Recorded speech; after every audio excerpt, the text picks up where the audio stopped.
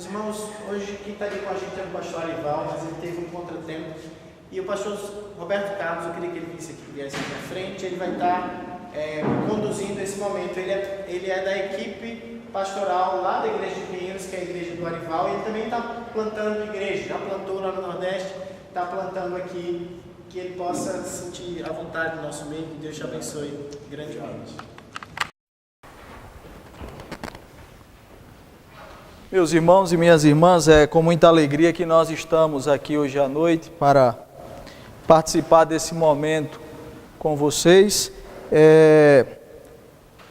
Eu trago aqui os sinceros pedidos de desculpa do reverendo Arival. Na verdade, ele pretendia estar aqui com os irmãos, teve um pequeno problema, um motivo de força maior. Ele está participando de uma reunião do Comitê Gestor da Igreja Presbiteriana do Brasil, e ele, como representante do PMC, do Plano Missionário Cooperativo, ele não podia deixar participar da reunião que está acontecendo hoje.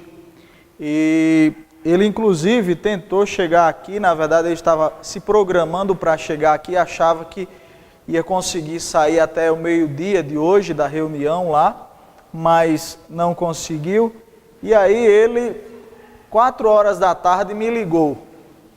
4 horas da tarde eu estava almoçando e ele me ligou e disse: olha, pastor, quero um favor. Eu digo: pois não. Ele disse: como você já se colocou à disposição, eu preciso que você vá lá no seminário coreano, falar em meu lugar. Eu digo: olha a responsabilidade, porque a falar para os irmãos do seminário e ainda aí falar em uma área que o senhor é uma sumidade aqui na cidade e no estado de São Paulo, que é a área de plantação de igrejas. Ele diz: olha, já que não tem outro, vai você mesmo.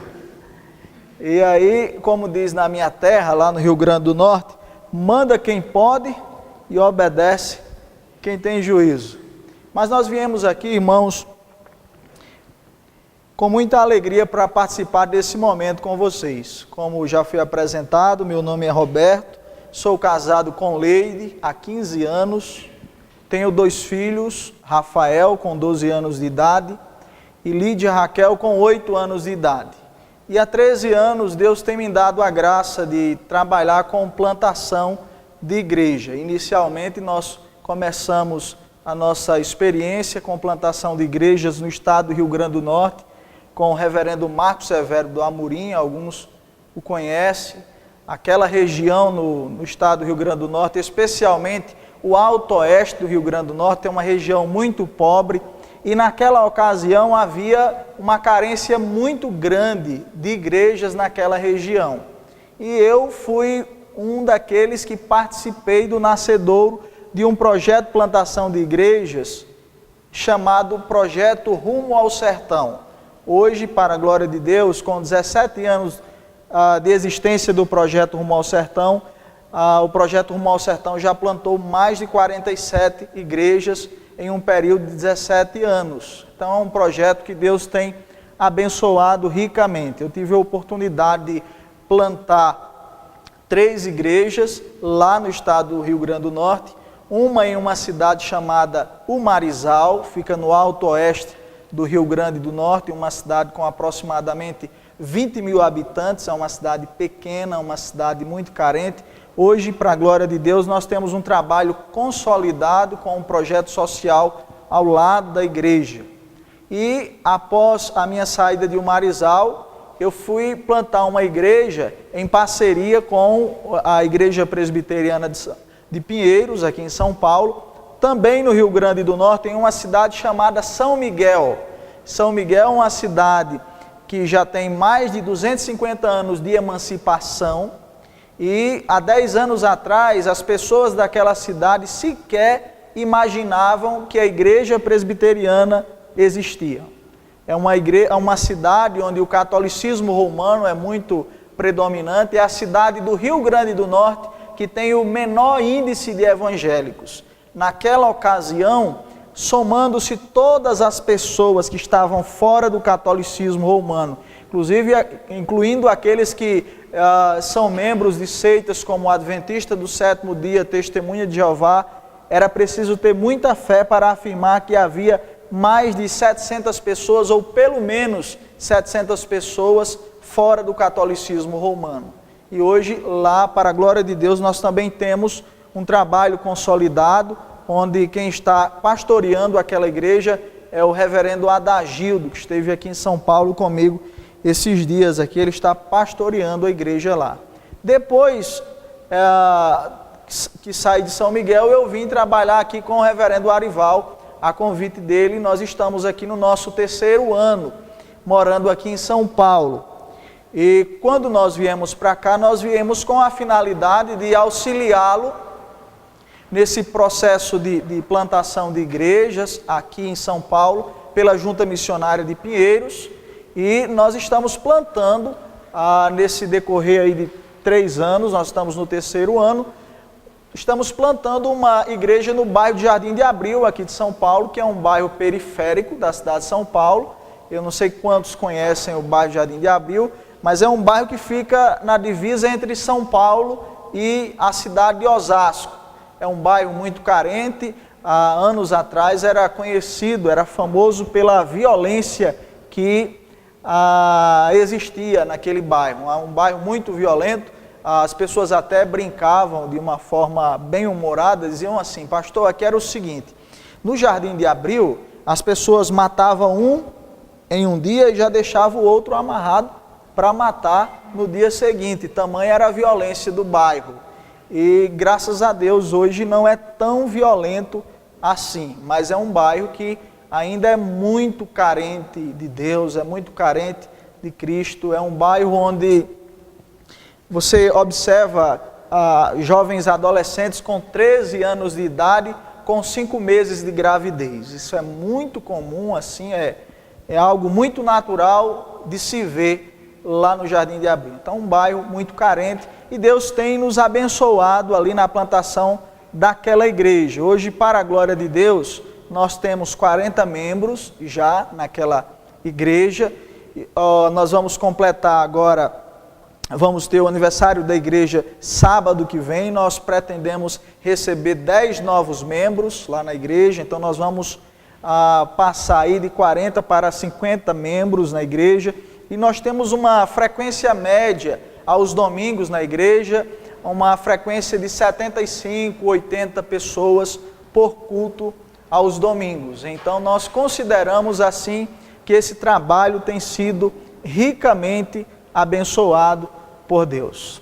Meus irmãos, eu não preparei nenhum slide, visto o tempo que nós não tivemos para preparar algo à altura dos irmãos e das irmãs, aquilo que de fato seria cabível para o momento.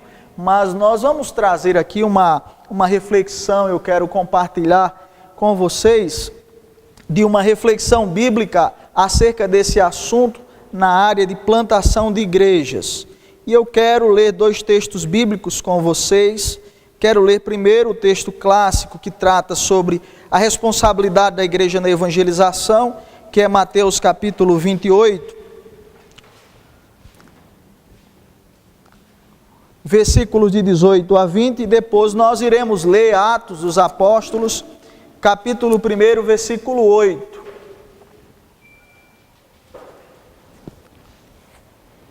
Mateus capítulo 28, versículos de 18 a 20. Diz assim a palavra do Senhor: Jesus, aproximando-se, falou-lhes dizendo: toda autoridade me foi dada no céu e na terra. Ide, portanto, fazei discípulos de todas as nações, batizando-os em nome do Pai, do Filho e do Espírito Santo, ensinando-os a guardar todas as coisas que vos tenho ordenado. E eis que estou convosco todos os dias, até a consumação dos séculos. Agora vamos para Atos. Atos dos Apóstolos, capítulo 1, versículo de número 8, um texto que é conhecido de todos nós, onde Jesus nos diz o seguinte: mas recebereis poder ao descer sobre vós o Espírito Santo, e sereis minhas testemunhas, tanto em Jerusalém como em toda a Judéia e Samaria, e até os confins da terra. Vamos fazer uma breve oração Pai, nós te louvamos porque nós temos provado da tua bondade e do teu amor para com as nossas vidas. Rendemos-te graças, Pai, porque o Senhor tem nos chamado para o serviço na tua seara. O Senhor tem feito de cada um de nós parceiros naquilo que diz respeito à expansão do teu reino, para a salvação das almas de todos quantos o Senhor elegeu na eternidade. E nós louvamos a Ti por este privilégio. Agora, Senhor nosso Deus, nós queremos que o Senhor nos ilumine para que, por meio da meditação, da reflexão da Tua palavra, nós possamos ser edificados. Que o Senhor fale ao meu coração e que o Senhor fale ao coração de cada um dos meus irmãos e irmãs que aqui estão esta noite. Que o Senhor ilumine as nossas mentes e conceda-nos o entendimento necessário, Pai, da compreensão da Tua palavra. Fala aos nossos corações, esse é o nosso desejo sincero, que apresentamos a Ti em nome e por amor de Jesus Cristo. Amém. Meus queridos irmãos, por que será que o tema plantação de igrejas é algo relevante nos nossos dias? Eu gostaria de tomar como exemplo um pouco da história da nossa denominação, a Igreja Presbiteriana do Brasil. No centenário da Igreja Presbiteriana do Brasil, ela era a maior denominação do país. Naquilo que dizia respeito, o número de membros, ela era a denominação melhor representada no nosso país. Um pouco mais de 50 anos depois do seu centenário, no censo do IBGE, para nossa tristeza, a Igreja Presbiteriana do Brasil, ela, no censo do IBGE, ela aparece não mais como uma das denominações, mas ela aparece entre outros. Então, estima-se que hoje tem 1 milhão de membros a Igreja Presbiteriana do Brasil. Se nós levarmos em consideração aí uma margem de erros por conta de algumas igrejas que não mantêm o rol de membros de suas igrejas atualizados, então, sendo assim bem positivista com esses números, nós nos atreveríamos a afirmar que nós temos aí uns 800 mil membros na nossa denominação, levando-se em consideração que esse sistema de arrolamento de membros e de atualização de membresia, geralmente dentro das igrejas e nos presbitérios, eles são bem falhos, infelizmente, mas essa é a realidade. Trazendo esse dado ou esses dados aqui para os irmãos, dentro daquilo que nós pretendemos falar acerca da importância de tratarmos mais devidamente esse assunto da plantação de igreja, por que é que isso nos chama a atenção? Alguns anos atrás, eu tive a oportunidade de realizar um levantamento entre as membresias das igrejas da minha região lá no Rio Grande do Norte. E para minha tristeza, nem mesmo o crescimento genético da igreja tem permanecido na igreja. Naquela época, há 13 anos atrás, havia uma dificuldade de se manter até mesmo o crescimento genético da própria igreja. Nós temos a Igreja Presbiteriana Central de Mossoró, que é uma igreja é uma igreja centenária que já está em Mossoró, que é uma cidade do centro-oeste do Rio Grande do Norte. Ela tem mais de 100 anos na cidade e naquela ocasião aquela igreja nunca havia plantado uma nova igreja. Hoje quem está lá é o reverendo Samuel, alguns aqui o conhecem.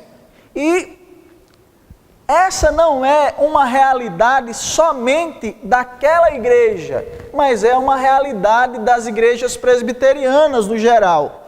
E a nossa preocupação em si não é simplesmente com o crescimento denominacional, porque se não está havendo o crescimento da denominação, significa dizer que os membros da denominação não estão cumprindo com a sua responsabilidade naquilo que diz respeito contribuírem para o crescimento do reino de Deus. Ou seja, as igrejas não estão cumprindo com o seu papel naquilo que diz respeito a plantar novas igrejas, gerar novas igrejas. É por isso que esse assunto é tão pertinente, é por isso que esse assunto é tão importante para todos nós.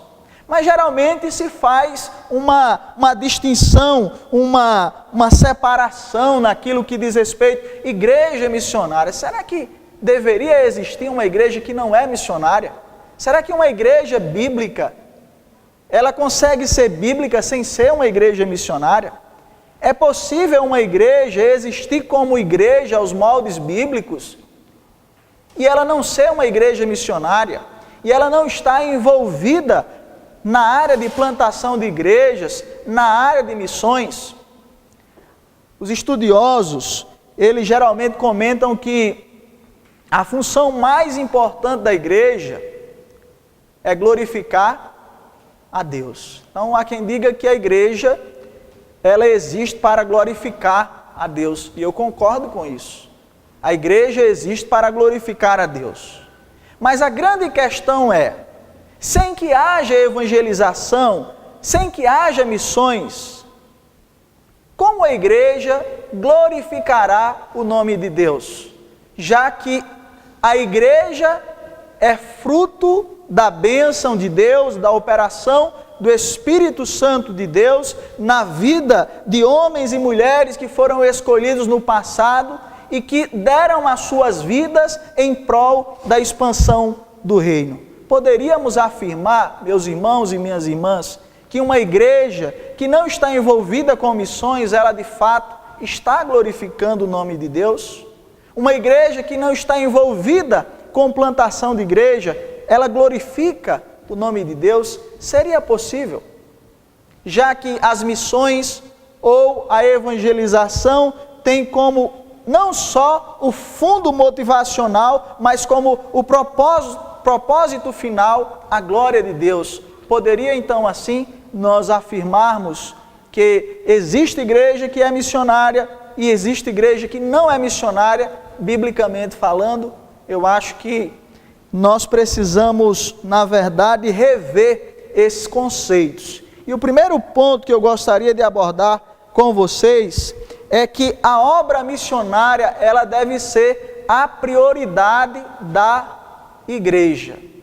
Toda igreja deveria priorizar a obra missionária. E quando eu falo de obra missionária, eu não faço distinção se essa obra missionária é transcultural ou se ela é uma obra missionária local em uma comunidade. Se você refletir na realidade de São Paulo, por exemplo, nós temos aqui várias tribos dentro de uma mesma cidade. Nós temos uma cidade onde existe dentro dessa cidade várias culturas ou subculturas. Você vai observar pessoas de outros estados, pessoas de outros países que aqui estão. E essas pessoas precisam ser alcançadas. É triste refletir na realidade da igreja presbiteriana no estado de São Paulo.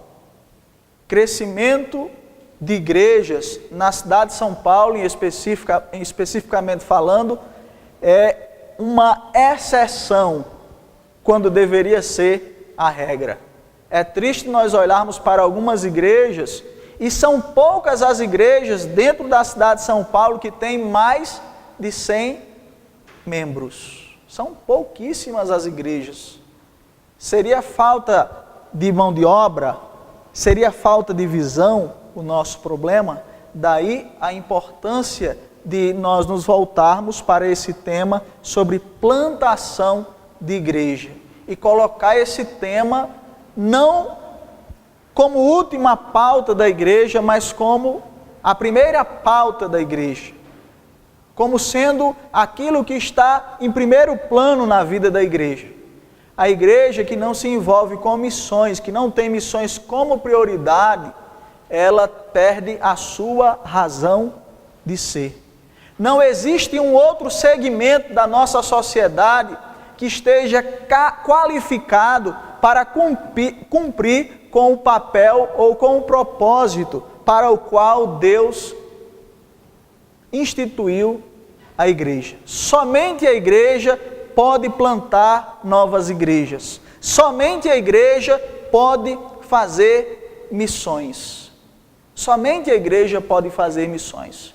Então, o primeiro ponto que eu desejo destacar para vocês, à luz de Mateus 28, é que embora o mandato do ID tenha sido dado aos apóstolos inicialmente, nós precisamos nos lembrar que os apóstolos eram representantes da igreja de Cristo. E que de um modo geral, todos nós, como membros do corpo de Cristo, nós também somos enviados por Deus para fazer missões. Não só como um missionário ou como um pastor, oficialmente falando, mas como membro local de uma comunidade. Eu gosto muito de uma afirmativa do reverendo Ronaldo Lindório. Ele diz assim, olha, geralmente é costume entre as igrejas você pegar alguém que não se deu bem na vida, que não conseguiu fazer alguma faculdade, aí você pega aquele indivíduo e você diz assim, essa pessoa dá para ser um missionário. E aí, geralmente, aquela pessoa, ela é alguém frutífera dentro da sua própria comunidade, mas ela é colocada como alguém que foi escolhido para ser um missionário. E o reverendo Ronaldo Lindório, ele diz o seguinte, é impossível que alguém que não foi bênção aonde ele reside, aonde ele nasceu, é impossível que esse alguém seja bênção em outro lugar do mundo, independentemente de onde ele esteja. Então, essa questão de missões precisa ser abordada pela igreja como uma responsabilidade sem a qual a igreja não pode existir. A igreja, quando perde esse foco, quando ela perde a noção dessa responsabilidade, ela pode representar qualquer outra instituição da nossa sociedade, mas ela não pode ser igreja de forma alguma. E aí cabe uma questão. Hoje se fala muito de igrejas ou de crentes cheios do Espírito Santo. Nós sabemos que não existe um termômetro que diga ou aponte o grau de espiritualidade de um crente individualmente falando, de um líder eclesiástico ou até mesmo de uma igreja. Mas quando nós olhamos para Atos dos Apóstolos, especialmente capítulo 1, versículo 8, nós chegamos à conclusão que o termômetro que media a espiritualidade da igreja era justamente o testemunho que ela dava a respeito da pessoa de Jesus Cristo. E foi com essa finalidade que a igreja recebeu o Espírito Santo, a finalidade de proclamar as verdades de Cristo. Isso logo nos traz à mente a ideia de que o Espírito Santo é o executivo da obra missionária. E nós pensamos em estratégias e estratégias. Eu conheci um pastor amigo meu, cheguei no gabinete pastoral dele, tinha sem exagero nenhum, uns 80 livros só sobre técnica de evangelização. E aí eu perguntando para ele, quantos funcionários? Ele disse, nenhum. Porque na plantação da igreja, o que garante o sucesso da plantação da igreja, das missões, da evangelização, não são os métodos, mas a presença do Espírito Santo. A igreja precisa, em primeiro lugar, reconhecer ou ter plantação de igrejas e missões como sendo o motivo ou a sua razão de ser, mas ela só é capaz de compreender isso a partir de um momento em que ela vive na dependência do Espírito Santo. Quando a igreja não vive na dependência do Espírito Santo, ela é incapaz de enxergar missões ou plantação de igrejas como sendo uma prioridade na vida e na existência da igreja. Então você vai ver a igreja, ela cumprindo com uma série de papéis, mas o papel primordial da igreja, ela tem tido dificuldade de cumprir com ele. E a grande questão é, as nossas igrejas têm provado da presença do Espírito Santo? Nós temos sido crentes cheios do Espírito Santo? Nós temos provado nas nossas vidas do agir do Espírito Santo de Deus nas nossas vidas? Ou será, meus queridos irmãos e irmãs, que nós não estamos acostumados com o Evangelho? Ou será que dentro das nossas igrejas nós temos, ao invés de discípulos de Cristo, nós temos formado admiradores de Jesus Cristo? Tem muitas pessoas que vêm para a igreja porque admiram Jesus Cristo, admiram a obra de Jesus Cristo. E muitas vezes até admiram a forma de ser da igreja, mas ela não consegue cumprir com o papel de um discípulo de Jesus Cristo naquilo que diz respeito à sua responsabilidade dentro da igreja como missionário, colocando-se na dependência do Espírito Santo de Deus. Então, primeiro, a igreja precisa ter como a sua razão de ser, como seu propósito maior, missões. E aí você pode dizer, mas pastor, o propósito maior da igreja não é glorificar a igreja, não é glorificar a Deus? E eu lhe digo, qual o propósito da evangelização? Qual o propósito das missões? Não é levar os povos a conhecerem a Deus e a glorificarem o seu nome? Então não dá para desassociar missões do exercício da glorificação de Deus. Inclusive tem pessoas muito mais gabaritadas do que eu nesse assunto que fazem essa separação. Diz, não, primeiro a igreja glorifica, depois a igreja ela evangeliza. Eu não consigo fazer uma separação entre uma coisa e outra. Na minha mente eu não consigo absolver a ideia de que a igreja possa glorificar a Deus sem que ela esteja envolvida direta e indiretamente com missões e com evangelização. E a igreja só é capaz de fazer isso quando ela prova da presença do Espírito Santo de Deus nas suas vidas. É muito triste olhar para as nossas igrejas nos nossos dias e chegar à conclusão do quanto que as nossas igrejas elas têm se secularizado e elas têm mais ainda se parecido com um clube religioso de final de semana, ao invés de se parecer com uma igreja. É triste, mas essa é a realidade. Esses dias alguém chegou para mim e disse, pastor, eu estou em falta com a igreja, mas na hora que eu tiver tempo, eu irei à igreja. Eu não tenho ido à igreja ainda porque eu estou sem tempo para a igreja. Na verdade, eu estou sem tempo de ler a Bíblia, eu estou sem tempo de orar e estou sem tempo de ir à igreja. Mas eu continuo firme com Jesus. E é impressionante que, embora a maioria das pessoas não afirmem isso por meio de palavras, elas afirmam por meio do seu comportamento. Inclusive líderes, presbíteros, diáconos e pastores e a liderança da igreja de um modo geral. Nós estamos assim perdendo o foco daquilo que de fato é a razão de ser da igreja. Proclamar as boas novas de Cristo sobre a ação e supervisão do Espírito Santo de Deus. Quando nós começamos a plantar igrejas no estado do Rio Grande do Norte, foi impressionante, porque a primeira igreja que foi plantada naquela ocasião, inclusive eu sou filho na fé daquela igreja, a igreja nasceu em uma favela. E o presbitério da região era contra a plantação daquela igreja.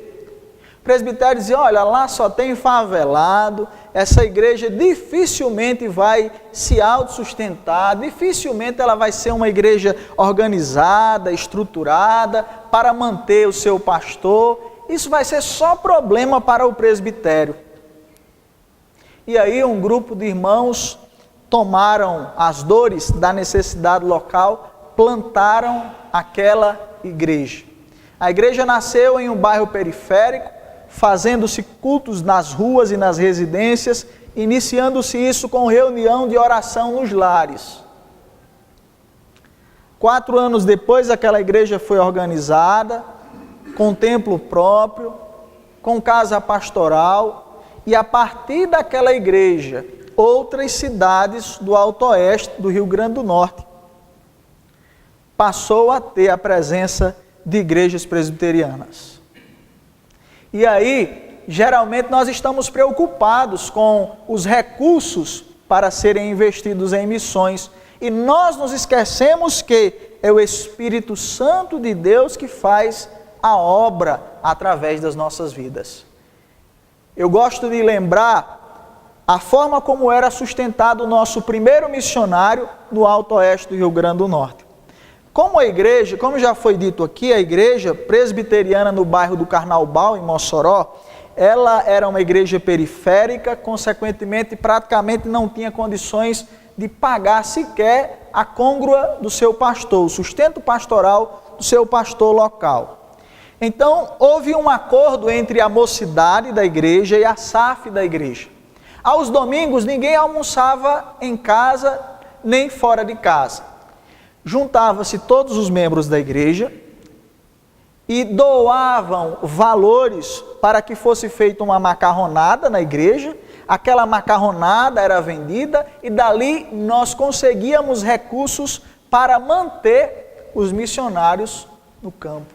Eu lembro como se fosse hoje, o reverendo Arival foi uma viagem missionária lá no sertão do Rio Grande do Norte, e quando ele chegou lá, que viu a receita da igreja, no boletim da igreja, era no tempo ainda da URV, 1.200 URV, era quando estava passando a moeda para o real. Ele disse, eu não consigo acreditar que uma igreja com essa receita, ela já plantou 10 igrejas e sustenta 10 igrejas no Alto Oeste do Rio Grande do Norte.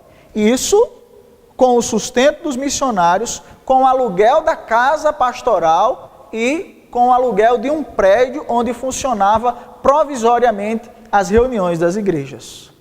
E o reverendo Arival falou, aqui está acontecendo um verdadeiro milagre e vocês não estão percebendo. E de fato foi um verdadeiro milagre, porque o Espírito Santo de Deus estava executando a obra missionária por meio da igreja.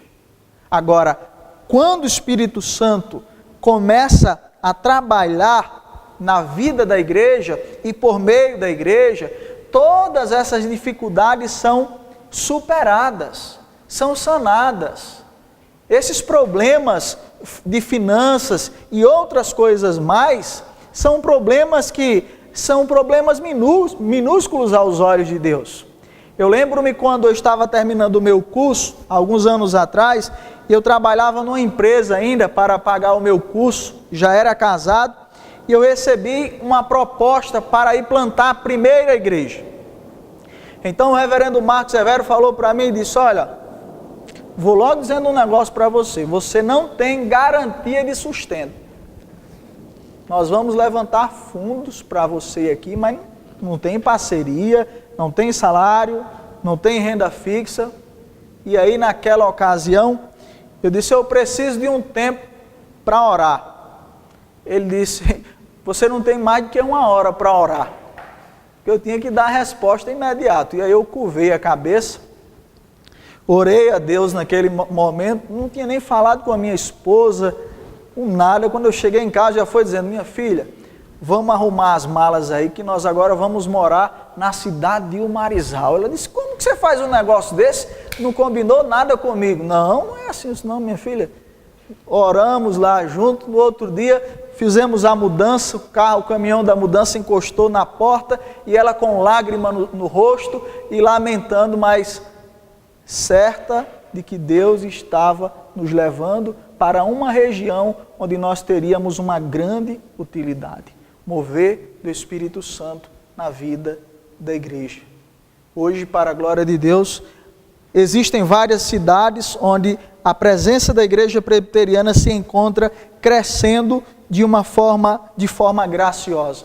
E a grande questão é, primeiro, a obra missionária deve ser prioridade da igreja. Segundo, o Espírito Santo é o executivo da obra missionária. Quem executa a obra missionária não é você, não sou eu. É o Espírito Santo de Deus através da sua vida e através da minha vida. E um dos meios que Deus utiliza, que o Espírito Santo de Deus utiliza na obra missionária é a oração. A oração, ela é imprescindível para a ação missionária, para a expansão missionária. Certa vez eu ouvi do reverendo Ronaldo Lindório, alguém levou ele para fazer uma conferência missionária em sua igreja, era um culto de domingo, e aí o pastor daquela igreja disse: reverendo, o que eu faço para saber se a minha igreja é uma igreja forte ou se ela é uma igreja fraca? Ele disse: na escola dominical nós temos 300 pessoas, no culto de domingo à noite nós conseguimos colocar 400 pessoas no auditório. E o reverendo Ronaldo Lindório olhou para ele e disse: me fale quantas pessoas você tem na reunião de oração.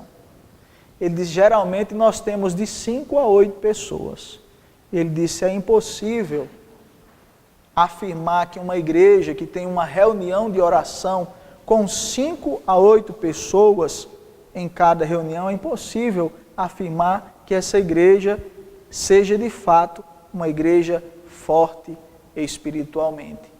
Pois uma igreja que influencia o mundo, uma igreja que alcança os povos, uma igreja que alcança a sua vizinhança, o bairro no qual ela está inserido, a sua cidade, ela é uma igreja de oração. É uma igreja que está se colocando na inteira dependência do Espírito Santo. Parece que muito disso tem se perdido na vida cristã da maioria dos presbiterianos. Tem presbiterianos que têm medo de orar porque tem medo de ser comparado com um pentecostal. E é muito interessante, né? Porque tem igrejas que até quando você respira um pouco mais forte, parece que aquele comportamento ali já é um comportamento aleatório ao culto, ou aquela reunião, que você não pode ter qualquer expressão que seja fruto emocional, e isso já vai fazer com que você seja taxado com um determinado grupo religioso, você vai ser identificado com um determinado grupo religioso que não faz parte do grupo cristão reformado. E é muito triste observar que a igreja tem perdido de ser abençoada por Deus e de ser bênção nas mãos de Deus, por não estar fazendo uso de um dos meios de graça de Deus, que é a oração. Se você pega o livro de Atos, quem já leu o livro de Atos sabe muito bem disso, são inúmeros os registros em que Lucas relata a igreja em oração. E é impressionante que a igreja estava em crescimento constante. Havia perseguição, havia problema econômico ali na vida dos cristãos por conta da perseguição. Havia, de certa forma, um grau de pobreza entre os cristãos, mas a igreja crescia e se expandia. E diga-se de passagem, os recursos que nós disponibilizamos nos dias de hoje, recursos materiais, intelectuais, o poder aquisitivo da igreja hoje é superlativamente maior do que o da igreja primitiva. E a igreja primitiva, mesmo sem disponibilizar de todos os recursos humanos que nós disponibilizamos hoje, ela não foi impedida de expandir com o reino de Deus, porque teve em primeiro lugar missões como prioridade, porque colocou-se na dependência do Espírito Santo para executar a tarefa para a qual ela foi criada e era uma igreja que era abençoada por Deus por meio da oração. Eu encontrei um pastor, amigo meu, esses dias, ele disse: pastor, a minha maior dificuldade hoje é de me manter em uma vida de oração. Eu não consigo orar 15 minutos por dia. 15 minutos por dia. Eu fiquei pensando, poxa vida, se o pastor da igreja não consegue orar 15 minutos por dia, eu fico imaginando a situação do resto da igreja, dos demais membros da igreja. Há quem diga que a igreja, ela tem características semelhantes às características do seu líder. Se o líder for uma pessoa consagrada, geralmente a igreja é uma igreja consagrada. Se o líder é uma pessoa de visão, geralmente a igreja é uma igreja que tem visão. Claro que toda regra tem a sua exceção. É possível que em uma igreja haja um pastor que não é consagrado, que não tem visão, e é possível que mesmo assim haja um grupo de pessoas no seio daquela igreja que se consagrem a Deus e que tenha visão. Mas significa dizer que aquela igreja, ela adotou para si a característica de um líder anterior que certamente transmitiu para a igreja aquilo que ela precisava saber, naquilo que diz respeito à sua responsabilidade na expansão do reino de Deus. Por favor, abra sua Bíblia em Atos dos Apóstolos. Vamos ver Atos capítulo 1, versículos 24 e 26. Atos capítulo 1, versos 24 a 26. Por favor, alguém lê aí para a gente. E orando, disseram: Tu, Senhor, conhecedor dos corações de todos, mostra qual desses dois tens escolhido, para que tome parte neste ministério e apostolado, de que Judas se desviou para ir para o seu próprio lugar, e lançou-lhe sortes, caiu a sorte sobre Matias, e por voto comum foi contado com os 11 apóstolos. Percebam que a igreja, ela buscava a orientação de Deus por meio da oração. Hoje, buscar a orientação divina por meio da oração, buscar a confirmação divina a respeito de um determinado projeto, a respeito de algo sobre a igreja em oração, é visto como algo místico. Então, poxa, pedir a orientação de Deus em oração sobre isso. Essa é uma prática que há um bom tempo já foi perdida pela igreja.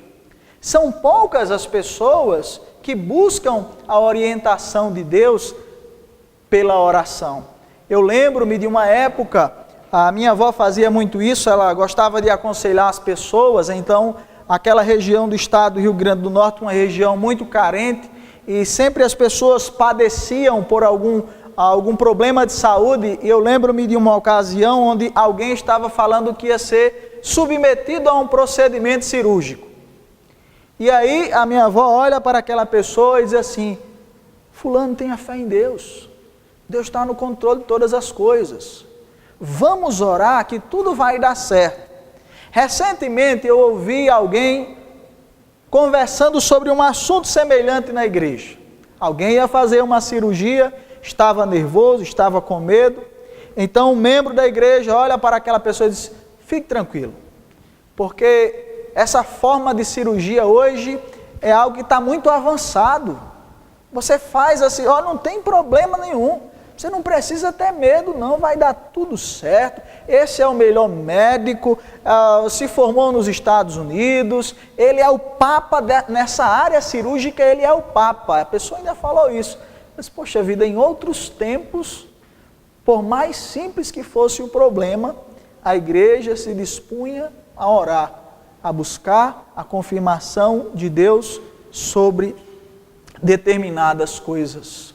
E hoje nós estamos procurando os métodos, nós procuramos ver aquilo que está sendo feito de melhor nos Estados Unidos. Então nós começamos a ler os livros dos americanos, os livros são importados aqui para o nosso país, e aí a realidade cultural é totalmente diferente, a metodologia é totalmente diferente, e às vezes nós queremos aplicar métodos que estão dando certo lá nos Estados Unidos ou em outro determinado lugar do mundo, como se fosse o método, o responsável pelo funcionamento ali, pela operação do Espírito de Deus na expansão da evangelização, das missões do reino de Deus.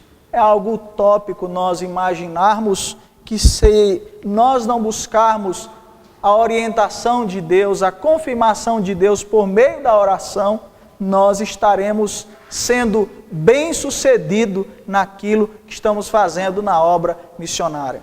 Eu gosto muito de ouvir, de ler sobre as experiências do reverendo Ronaldo Lindório, mas ele diz algo muito interessante. Ele fala o seguinte: ele diz que o fato de um método estar dando certo não significa dizer que o método é bíblico. Talvez alguns de vocês aqui já tenham lido alguma coisa sobre o que eu vou falar agora, ou ouvido até mesmo escutado o reverendo Ronaldo falar sobre isso. Ele conta sobre uma experiência dele em Gana, onde ele foi convidado para participar de uma programação de aniversário de uma igreja cujo nome é a Igreja do Espírito Santo.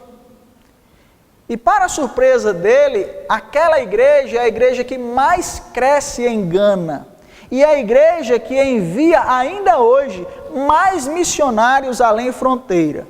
Ele disse que ficou surpreso porque na hora do culto, na hora da exposição, entre aspas, da mensagem, a pessoa que estava dirigindo a programação disse: agora com a palavra, o Espírito Santo.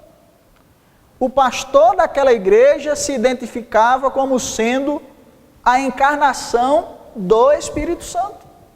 Mas aquela era a igreja, e ainda hoje é a igreja que mais cresce e mais envia missionários além fronteiras. E a grande questão é uma igreja bíblica? É uma igreja cristã? O fato de aquela igreja está fazendo uso de métodos e está crescendo, significa dizer que nós devemos estar confiados nos métodos que igrejas como aquela têm utilizado para o crescimento da igreja? Quando Jesus Cristo mesmo afirmou em sua palavra que a seara é grande e poucos são os trabalhadores, rogai a quem? Ao Senhor da seara para que mande trabalhadores.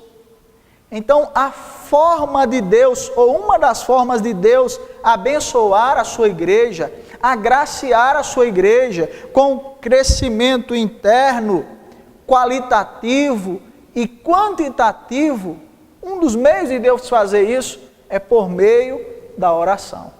Se nós queremos cumprir de fato com o papel nosso na plantação de igrejas, nós precisamos urgentemente revitalizar a nossa vida espiritual de oração. E por último, meus irmãos e minhas irmãs, é preciso que nos lembremos que vocês e eu somos o método de Deus. O método de Deus não são os métodos que são criados pelos homens, mas o método de Deus para a expansão do seu reino são os homens escolhidos por eles. Por favor, abra sua Bíblia em Atos, capítulo 13. Vamos ler versos de 1 a 3. Essa é uma passagem, acredito que conhecida de todos nós. Por favor, alguém lê aí para a gente.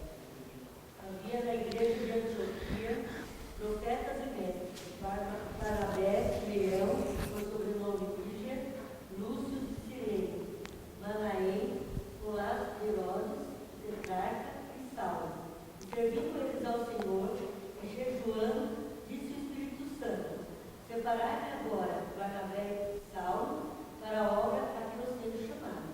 Então, jejuando e orando, e quando subirmos as mãos, nos despedimos. Então vejam, quem foi que Deus utilizou na obra missionária? Foram os métodos humanos ou foram os próprios homens escolhidos por Deus? Nós somos o método de Deus. O fato de eu estar plantando igreja em um determinado lugar não significa dizer que os métodos que eu estou utilizando lá, por mais bíblicos que sejam eles vão funcionar na sua comunidade, no seu bairro, na sua cidade ou na sua igreja. É preciso que entendamos que o método de Deus nas missões são os homens e são as mulheres de Deus. Alguém certa vez perguntou a um missionário: como foi o seu chamado missionário? E a pessoa que fez a pergunta imaginava que ele ia falar que ele teve uma experiência assim sobrenatural, e aí teve uma visão, alguma coisa do tipo. E aquele missionário era alguém muito bem sucedido no ministério que Deus havia confiado a ele. Ele disse: rapaz, eu não vivi nenhuma experiência dessa que você está falando para mim. Eu simplesmente obedeci ao ID de Mateus capítulo 28. O chamado já está lá na Bíblia, na palavra de Deus. O chamado já está na palavra de Deus. Nós não precisamos de um anjo que venha do céu para nos falar que Deus deseja nos utilizar em sua obra.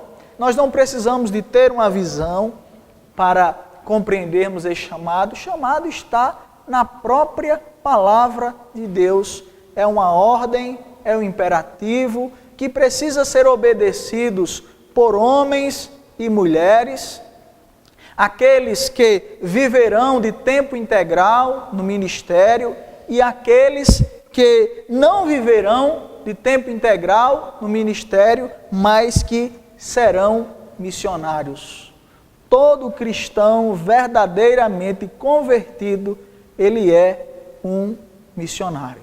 Todo cristão verdadeiramente convertido, ele é um missionário no sentido de que ele é enviado para proclamar as boas novas. Muitas pessoas compreendem erroneamente aquelas máximas que foram apresentadas por Hudson Taylor, quando ele diz: missões se faz com os pés dos que vão, joelhos dos que oram e a mão dos que contribuem. Aí tem gente que acha que porque ele põe dinheiro na obra missionária, ele não tem mais a responsabilidade de evangelizar, ou porque ele ora por missões, ele não pode contribuir financeiramente, ou ele está isento dessa função de contribuir, e assim sucessivamente. Mas, na verdade, Hudson Taylor, quando fez essa afirmação, estava querendo dizer para a igreja que ele não estava fazendo missões sozinho, mas ele estava fazendo missões com aqueles que o apoiavam. Era esse o propósito de Hudson Taylor. Mas muitas vezes nós vemos nas igrejas pessoas sendo estimuladas a contribuírem, a orarem por missões. Eu não evangelizo, mas eu oro por evangelização. É igual aquela pessoa que diz assim: você crê na Bíblia? Você pergunta: você crê na Bíblia? Ela diz: creio. Você lê a Bíblia? Ela disse: não leio.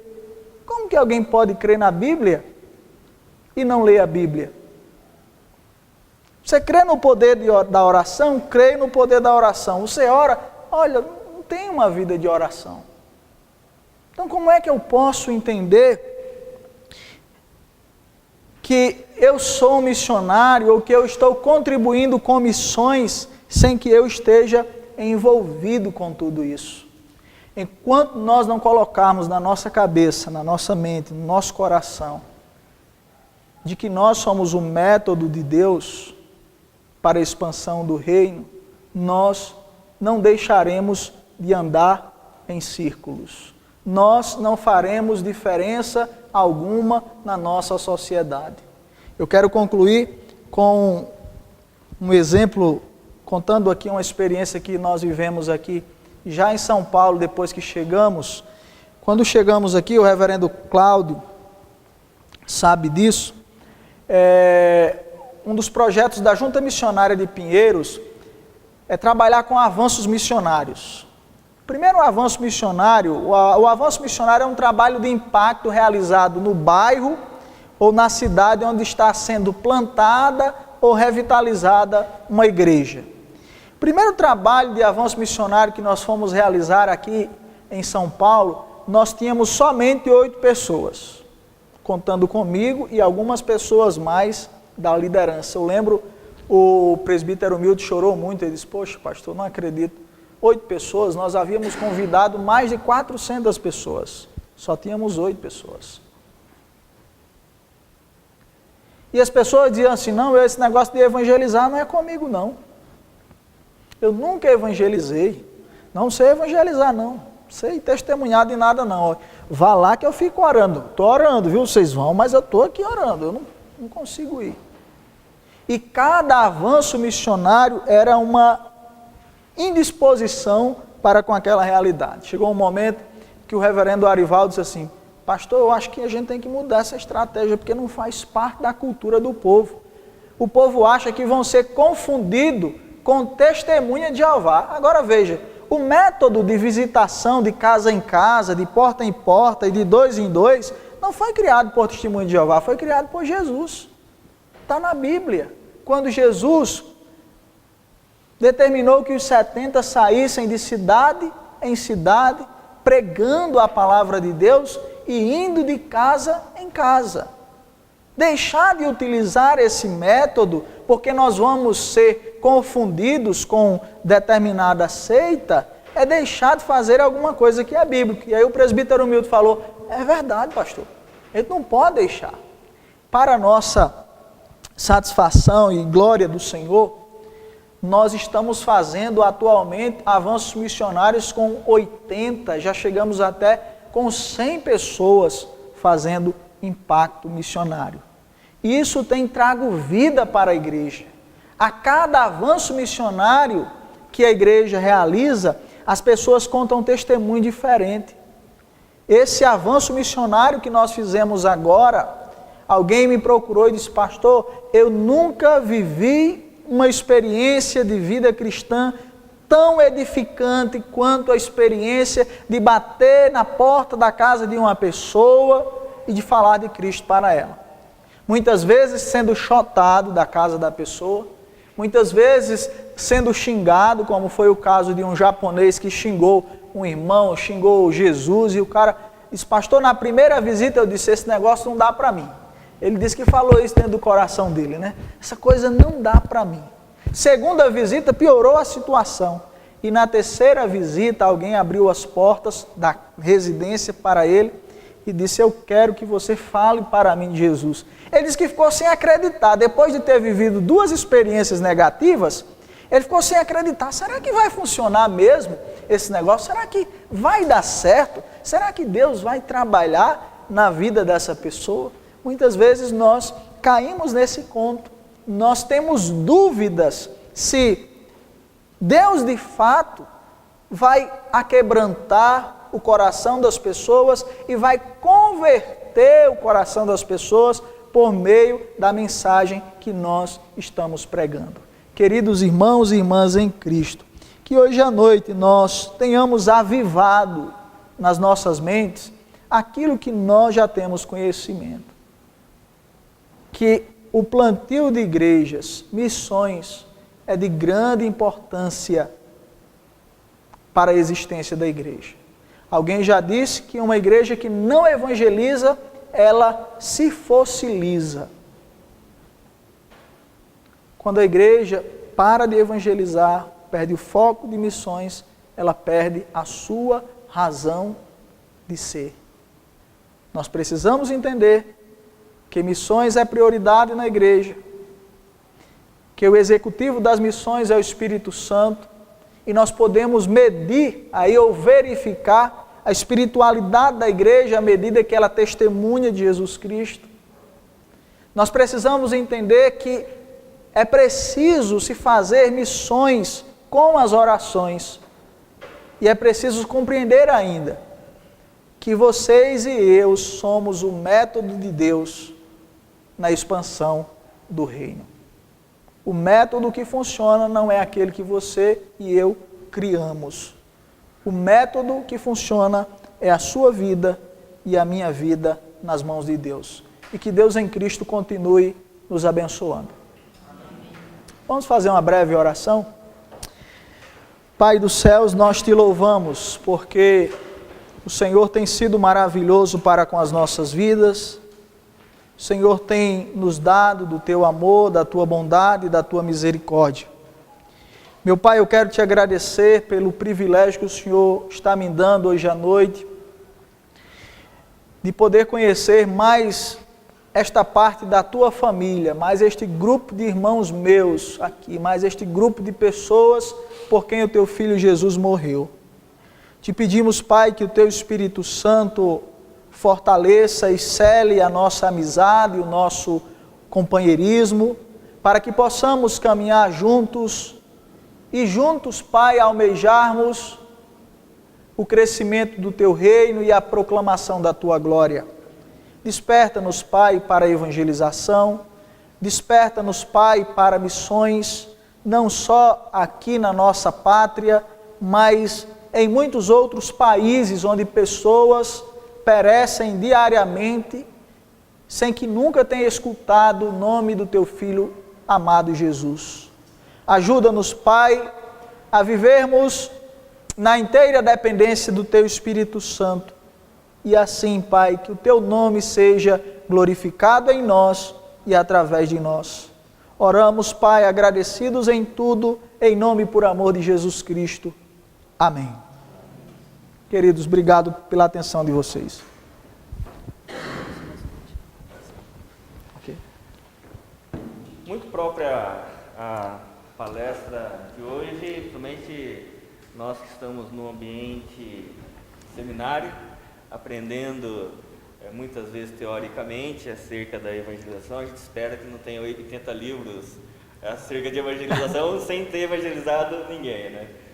Mas é muito próprio para que a gente não perca essa conexão, né, do propósito das nossas vidas e o propósito pelo qual nós estamos aqui no seminário, que é nos preparar exatamente para a missão. Agora a gente quer fazer abrir para os irmãos, se alguém tem alguma pergunta. Tomar um cafezinho antes, depois das perguntas, ou faz as perguntas e depois já vai para o cafezinho? Então vamos fazer as perguntas e depois a gente toma o café e já fica liberado. Queria dizer também para o irmão que foi muito próprio. O assunto é muito pertinente, muito necessário hoje. É de extrema necessidade até para o nosso contexto. Nossa igreja estamos sofrendo bastante e acredito também por causa da educação. Também tem o mesmo problema na minha igreja. A igreja, aos domingos, ela é lotada. Às quintas-feiras, eu já cheguei a ter que fechar a minha igreja e ir para casa porque eu esperei e ninguém apareceu. É complicado, é muito complicado isso. Então, dentro dessa questão, de minha necessidade também, eu queria que o irmão, eu não sei nem se isso é explicável, né? Uma igreja lotada no final de semana, uma igreja vazia na reunião de oração. Quer dizer, como é que se explica esse fenômeno? Se dá para explicar? Qual pode ser a causa? Uma só, são várias? Ok.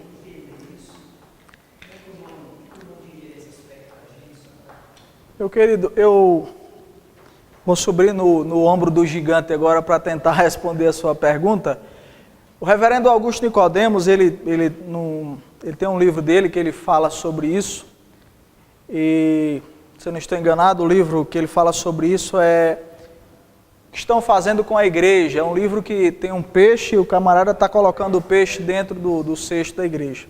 E nesse livro ele faz a seguinte afirmativa: nós somos um povo evangélico de alma católica. Muito do catolicismo ainda está impregnado na mente da maioria dos evangélicos do nosso país. ranço, né? Isso. E um dos ranços que estão impregnados na mente da comunidade evangélica, da igreja evangélica brasileira, é justamente esse hábito de ir à igreja no domingo, certo? É um hábito de ir à igreja no domingo. E prova disso que nós não percebemos ali, quer ver o quanto que é um hábito? Observe as conversas que as pessoas têm após o culto. As pessoas falam de tudo, falam de Fórmula 1, falam do time que ganhou, falam de novela, falam de uma série de coisas. Mas ninguém fala do sermão, as pessoas não comentam a respeito daquele momento, se foi edificante ou não. Uma outra questão que dá para se contemplar dentro das igrejas hoje, as pessoas têm a ideia de que elas precisam gostar do culto na igreja. Outro dia eu recebi um cidadão lá na igreja, terminou o culto, fui para a porta, como de costume, cumprimentar os irmãos, e aí ele disse: olha, pastor, gostei de tudo aqui na igreja, o sermão muito bom, os louvores foram muito bons, e aí ele começou a tecer uma série de elogios. Ele disse: porém, teve uma coisa que eu não gostei. Eu deixei ele falar. Ele disse: pois não, meu irmão. Ele disse: o culto é muito frio. Vocês aqui, eu estava doido para dar glória a Deus e aquela coisa, e bater palma e pular, e não vi isso aqui na igreja. Eu disse: muito bem. Com todo o carinho, respeito e atenção que eu tenho por você, embora seja um prazer para mim e para a igreja ter você aqui, eu preciso dizer a você que você, de fato, não tinha obrigação de gostar do culto, porque o culto não foi oferecido a você. O culto foi oferecido a Deus. Segunda coisa, o máximo que eu poderia fazer era lhe perguntar se você se sentiu bem no culto ou não.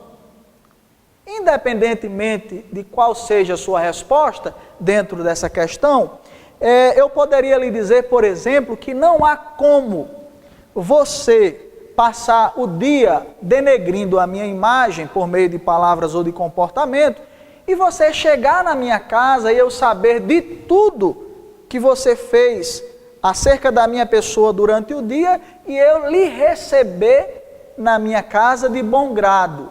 E se eu não lhe recebo na minha casa de bom grado, você logo vai se sentir incomodado com o meu semblante e, consequentemente, a sua estada na minha casa não vai ser agradável. Isso se aplica na nossa vida cristã. Alguém passa a semana inteira fazendo uma série de coisas que não devem fazer parte da vida cristã e quando vem na igreja, no domingo à noite, elas querem sentir as mais altas temperaturas da vida espiritual. E não vai, porque Deus vai rejeitar você. Aquele indivíduo baixou a cabeça, se retirou-se triste, e a mulher dele disse: pastor, é assim, é uma igreja séria que nós estamos procurando, eu estou gostando aqui da igreja, é dessa forma mesmo que nós queremos uma igreja, só que nunca mais eles vieram na igreja. Então, tem muito disso.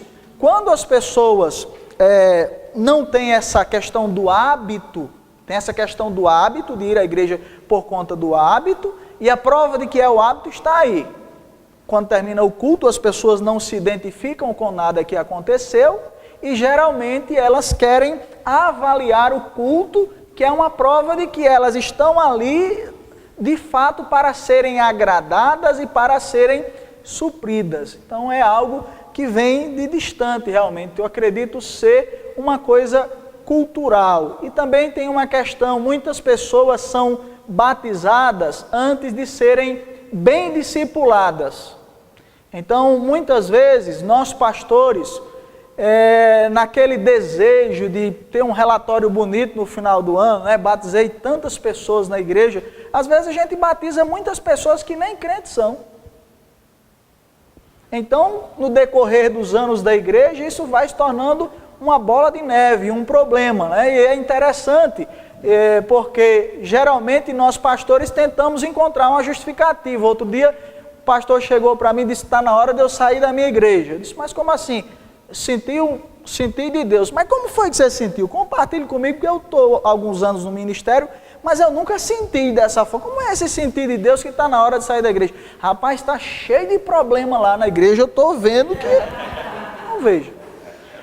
Então é muito complicado. Os problemas chegam e os problemas são frutos ou são gerados por pessoas que não foram discipuladas, biblicamente falando, e aí nós temos dentro das igrejas um monte de pessoas que comungam, entre aspas, e que participam da vida ativa da igreja, mas que não são crentes. É muito comum isso. Então eu acredito que a resposta da sua pergunta é mais ou menos por aí. Eu não sei se foi satisfatória. Porque tem os casos. Só mais uma última, o irmão comentei. O irmão citou revitalização. Certo. Certo. Poderia ter alguns elementos que compõem uma revitalização?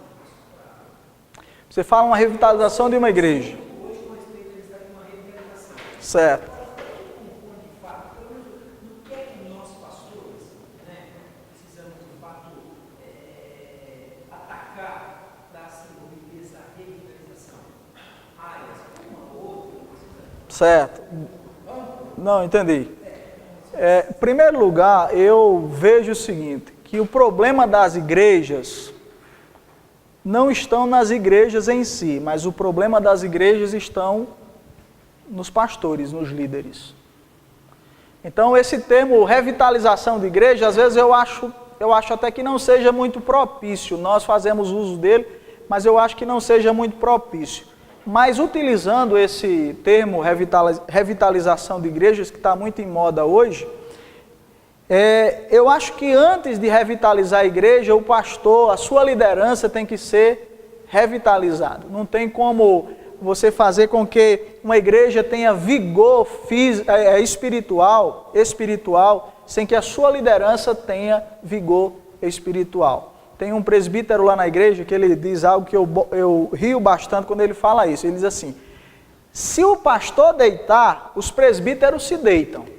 E se os presbíteros se deitam, a igreja vai dormir.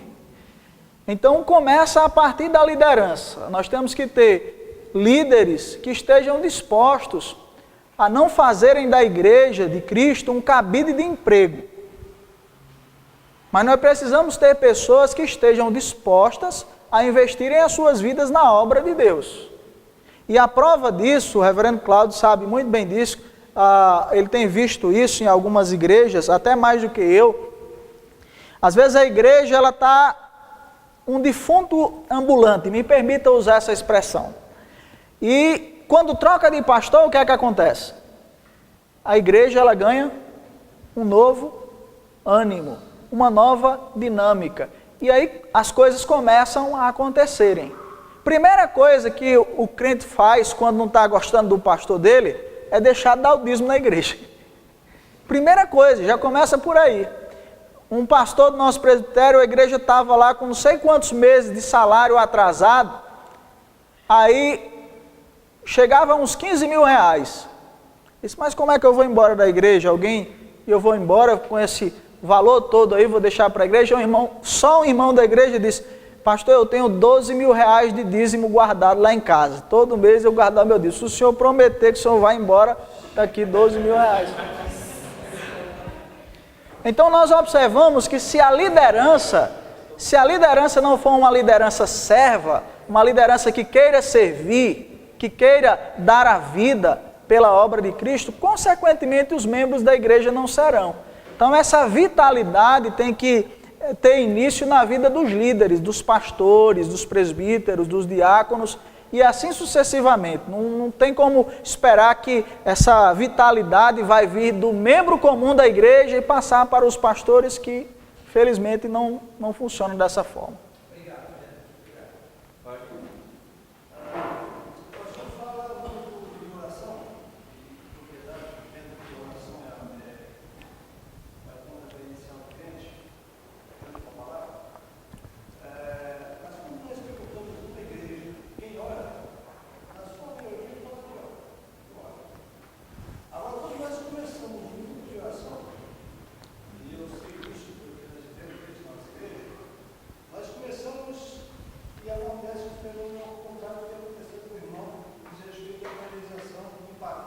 Certo. Começamos com 19 e hoje, às vezes, hora 2.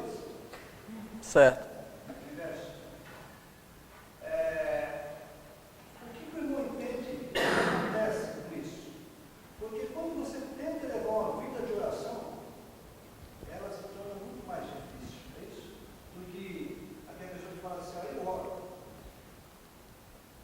estou entendendo.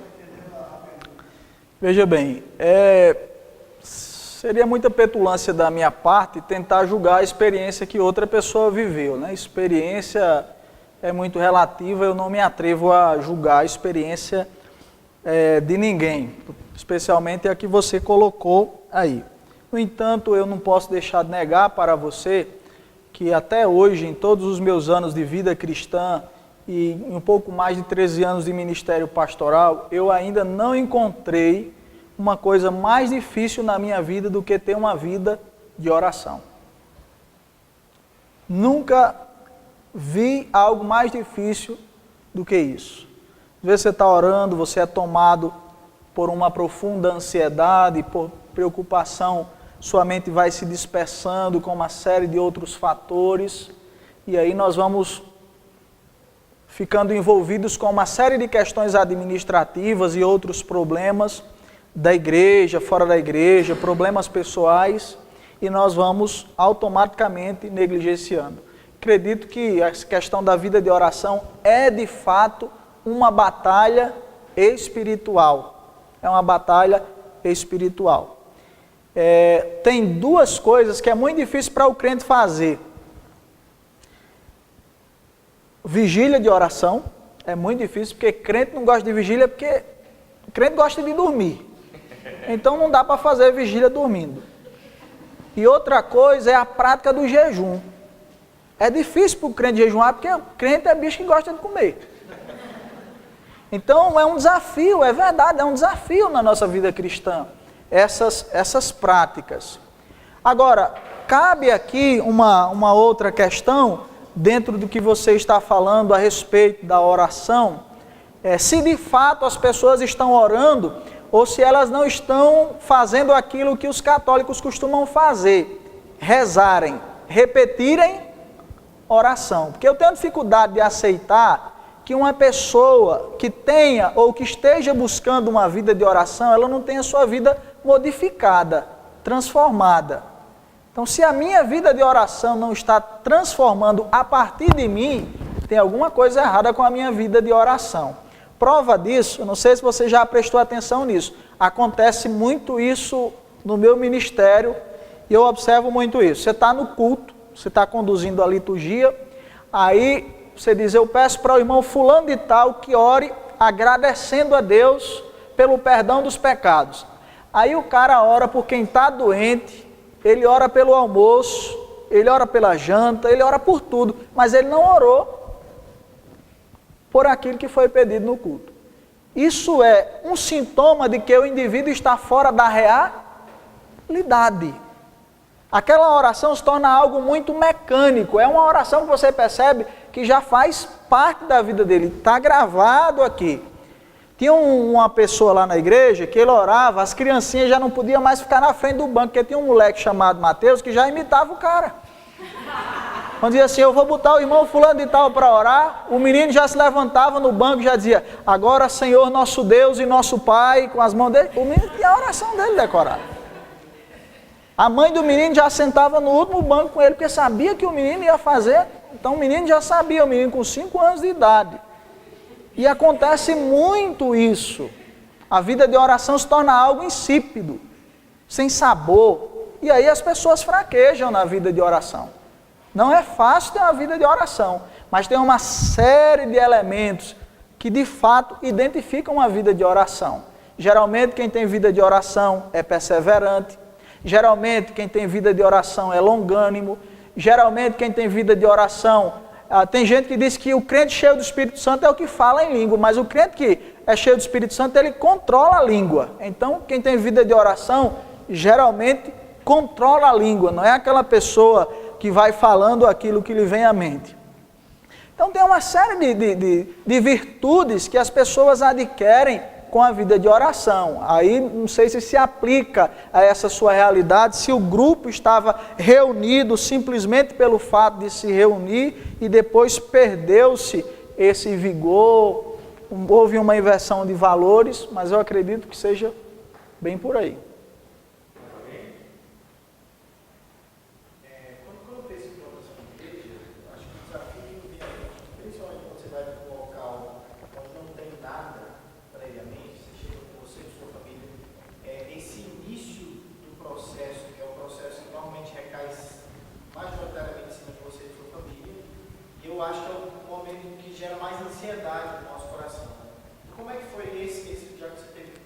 transformado a experiência de plantação de igreja? Como foi esse período para você? De fato, esse é o maior desafio, pelo menos no Canja, na vida prática.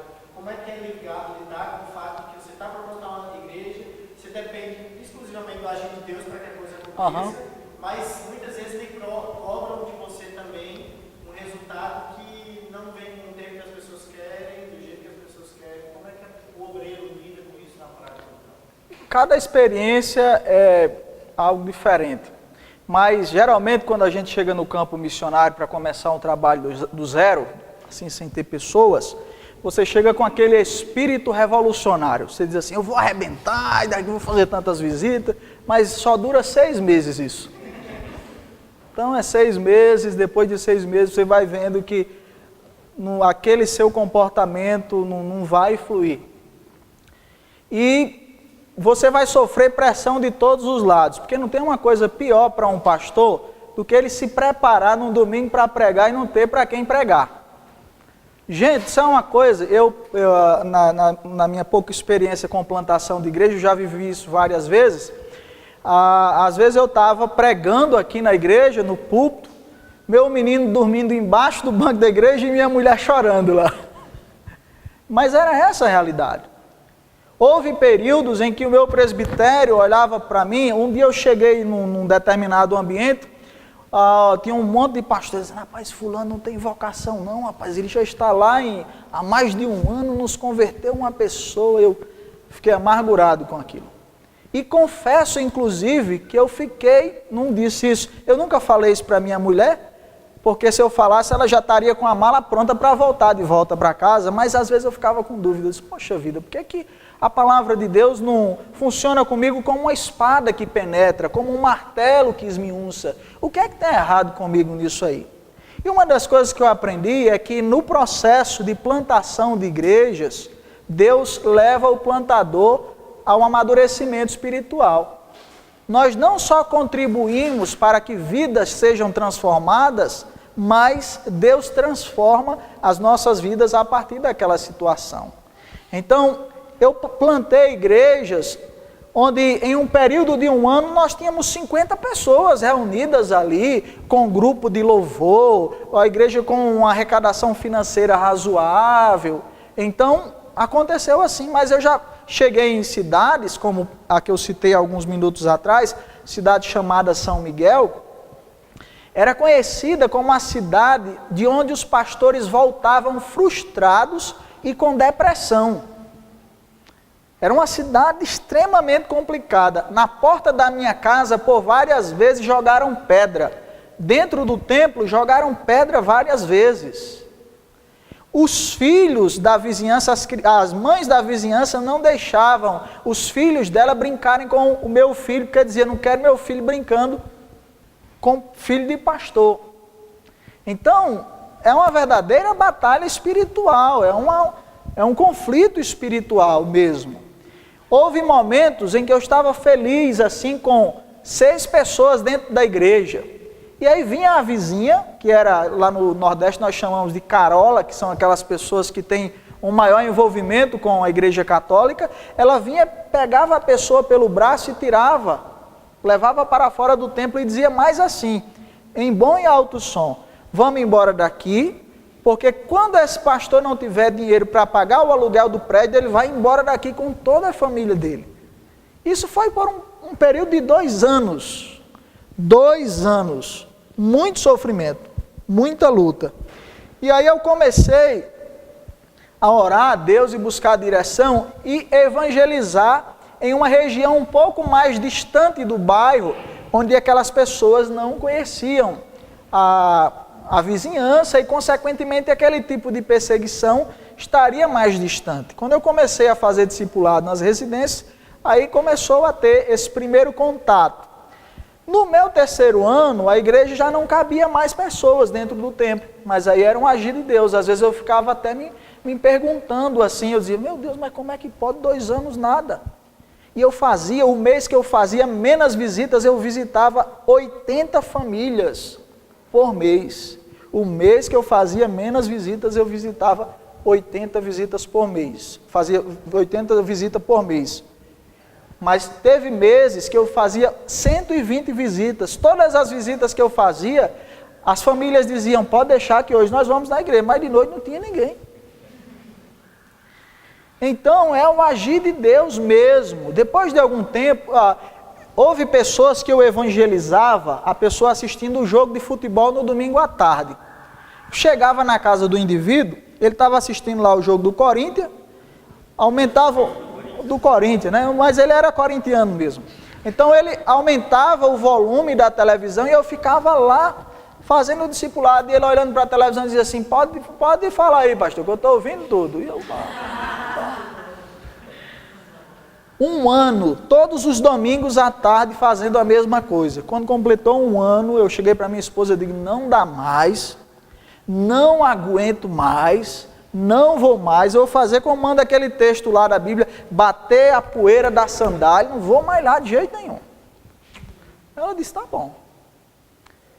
Isso foi no domingo. Quando foi no culto de quinta-feira, uma semana depois que eu havia dito que não ia mais lá, após um ano de muito labor, estava dando estudo bíblico na quinta-feira na igreja, quando eu olho para a porta da igreja, quem vem chegando? Toda a família. Aí eu já fiquei com aquilo, eu disse, oh meu Deus, como eu sou pecador, sou um miserável, desisti tão fácil. A família chegou na igreja e disse, pastor, nós viemos para a igreja, queremos compromisso com a igreja e queremos nos batizar e nos tornar membro da igreja. Essa família está lá e é uma bênção. E essa família levaram muitas outras pessoas para Cristo. E geralmente a gente tem aquela expectativa de até quanto tempo eu devo pregar ou discipular ou evangelizar uma pessoa. Será que eu devo desistir da pessoa? Será que nesse processo de evangelização não deve haver uma manifestação de fé da nossa parte? Será que eu estou pregando realmente com fé, com convicção, na certeza de que Deus vai converter o coração das pessoas?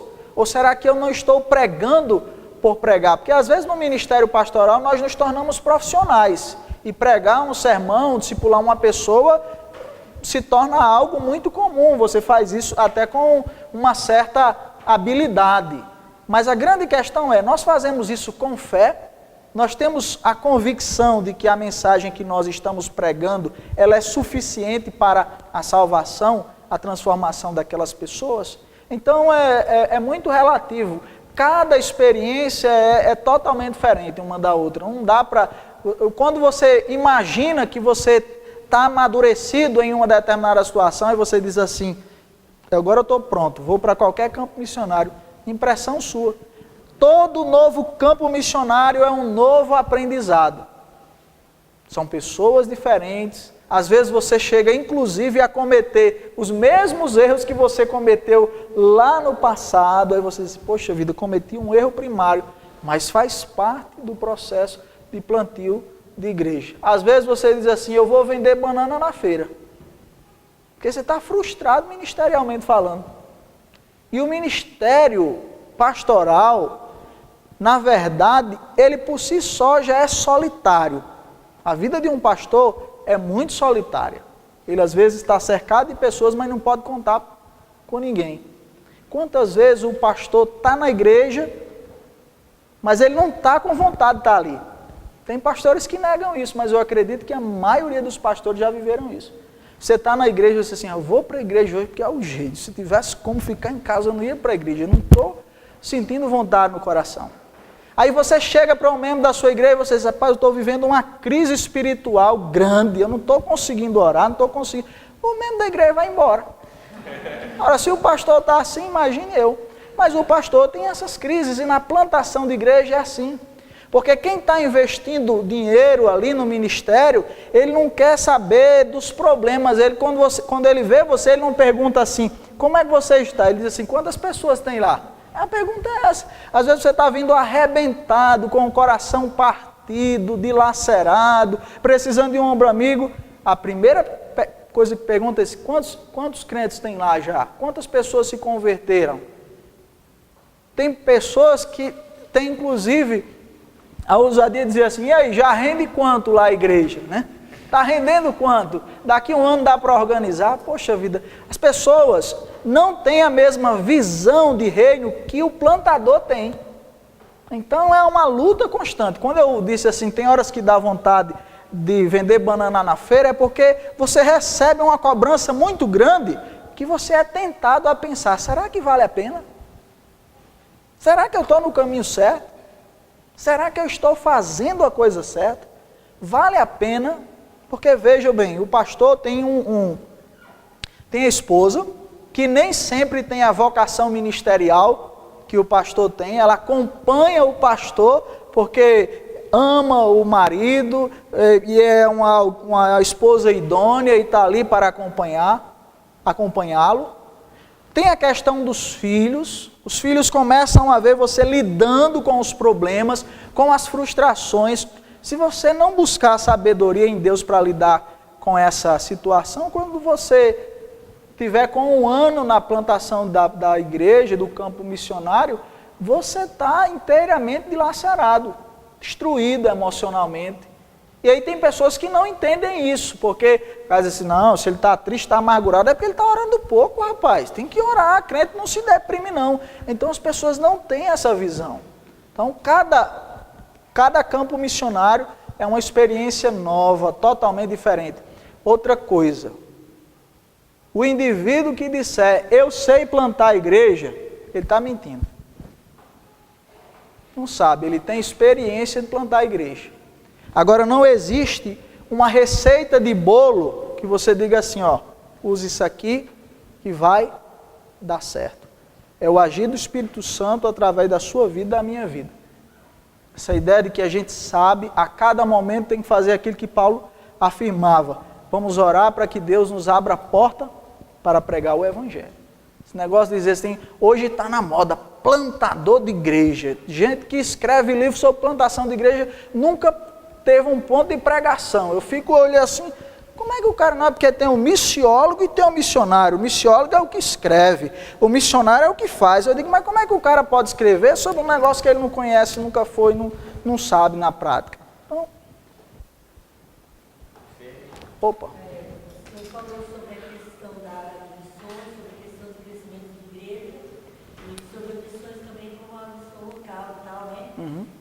Mas uma coisa que geralmente a gente até conversa aqui no seminário é que às vezes você até sai de porta em porta, você tem todo um trabalho, só que você traz pessoas para dentro da realidade da sua igreja que na verdade incomodam, né? Pessoas que às vezes são drogadas, tem algum tipo de situação que para a igreja incomoda, que sai do padrão da maioria, né? Certo. E você percebe que às vezes a igreja não tem paciência, né? Isso. E tem muitas coisas da igreja que você não abre mão de papo, mas como resolver essa questão?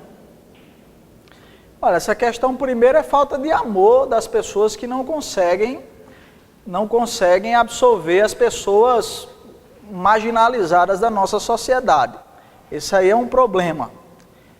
A segunda questão é o próprio preconceito. Nós temos uma questão preconceitual mesmo, isso é público, isso é notório, certo?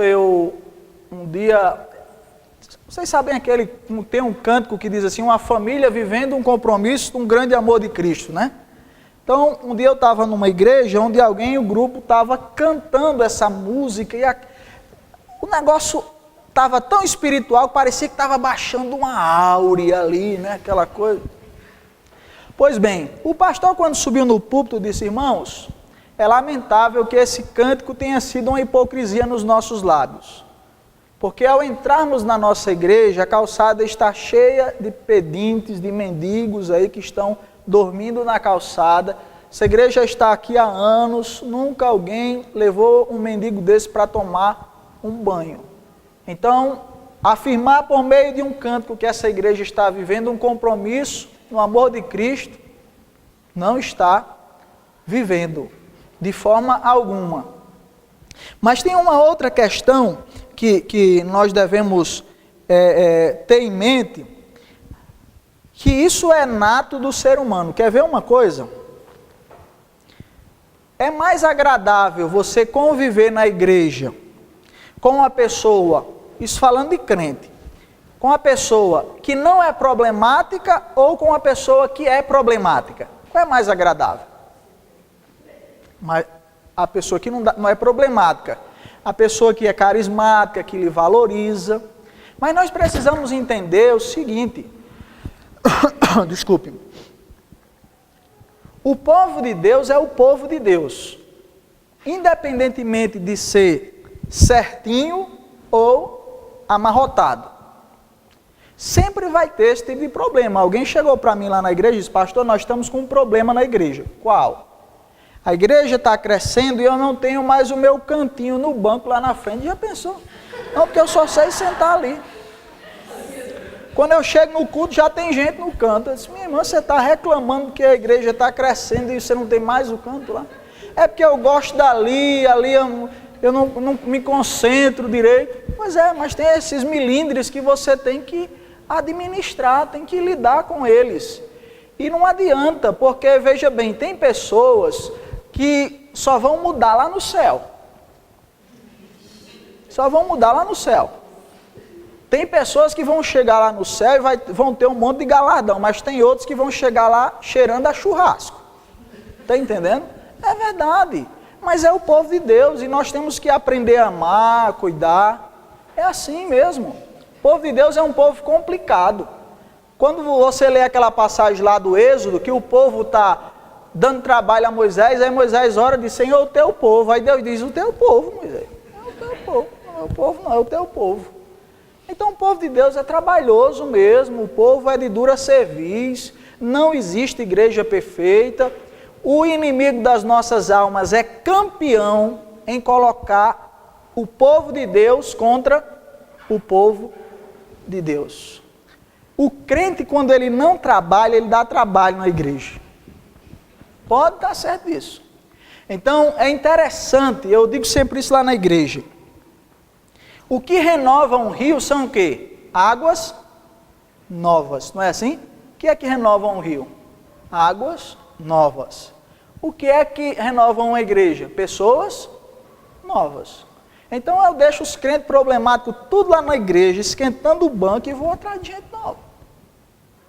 Quando tem gente nova: pastor, você viu aí um modo de visitante? Pois é. O pastor, e como é que veio isso? Não, meu irmão, Deus está mandando, só que eu estou lá, trabalhando. Tem um membro da minha igreja que mora a 35 quilômetros da igreja. Como foi que eu evangelizei ele? Meu filho evangelizou o filho dele. Eu fui convidado para ir para um aniversário do filho dele. Quando cheguei lá, eu evangelizei o cara, a família, foi todo mundo batizado, está todo mundo na igreja. E são todo mundo dedicado. Agora eu vou lá na outra cidade, eu moro em São Paulo, fui evangelizar o cara em Jandira. 25 quilômetros da casa dele para a igreja. Mas é o preço que tem que ser pago. E aí o povo antigo começa a ver gente nova na igreja. Chega um momento que a igreja está cheia de pessoas novas e o povo novo é empolgado. Nós temos que aproveitar o vigor do novo convertido, aquele desejo de mudança, de trabalhar. Tem gente que chega, o novo convertido chega na igreja doido para trabalhar, doido para se envolver. Vocês tenham calma, tem que ir para a classe de catecúmenos lá, porque não é assim não, pai. Vamos aqui, você leva para a classe catecúmenos. Depois você enche o indivíduo de doutrina.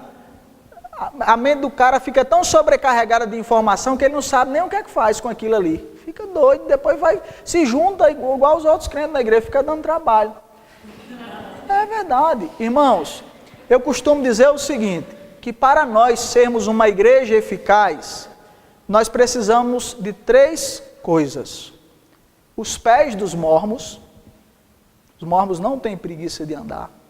A ousadia das testemunhas de Jeová. Os testemunhos de Jeová são ousados. Não sei se você já recebeu uma visita no testemunho de Jeová na sua casa, mas quando você abre a porta para o testemunho de Jeová, a primeira coisa que ele faz, ele põe o pé assim, para dentro da porta. Você não fecha mais a porta de jeito nenhum, ele fica lá. E a panela lá no fogo, você com medo de queimar a comida e ele lá. Então eles são muito ousados. E a terceira coisa que nós precisamos para ser eficazes, nós já temos, é a nossa doutrina, é a palavra de Deus. Se nós conseguirmos reunir esses 3 elementos, nós seremos imbatíveis com a nossa fé. Agora, o que acontece? Um monte de gente preguiçosa dentro da igreja, incluindo nós, pastores, certo? incluindo nós, pastor. Tem pastor gordo aqui não, né? Cadê aqui? Graças a Deus. Mas um monte de gente preguiçosa dentro da igreja e, consequentemente, um monte de pessoas que não têm convicção da fé. Em 98 foi feita uma pesquisa nos Estados Unidos entre os crentes. Naquela ocasião, os Estados Unidos era considerado a maior nação evangélica do mundo. Não sei como está isso hoje. Mas na pesquisa se perguntava quantos tinham certeza de salvação. 75% dos que foram pesquisados não tinham certeza da salvação. Se você não tem certeza de salvação, você não tem como ser uma pessoa ousada. O que nos dá a oportunidade de ousadia é a convicção de salvação. Nós precisamos ter essa convicção de salvação. Vamos nos colocar de pé. Muito obrigado, pastor. Obrigado eu. Espero ter contribuído de alguma forma. Contribuiu de muitas formas. Que Deus continue abençoando o ministério do Senhor. Agora, no desafio lá de plantar a igreja. Obrigado. Senhor, Deus continue abençoando não só o Senhor, mas sua família. Né? Continue sendo exemplo aí para muitos pastores, muitos membros da igreja, e para imbuir todos nós desse propósito de missão. Amém. Vamos orar ao Senhor, pedindo que Deus continue abençoando essa semana, onde nós vamos refletir sobre várias coisas. Deus continue abençoando os próximos palestrantes também.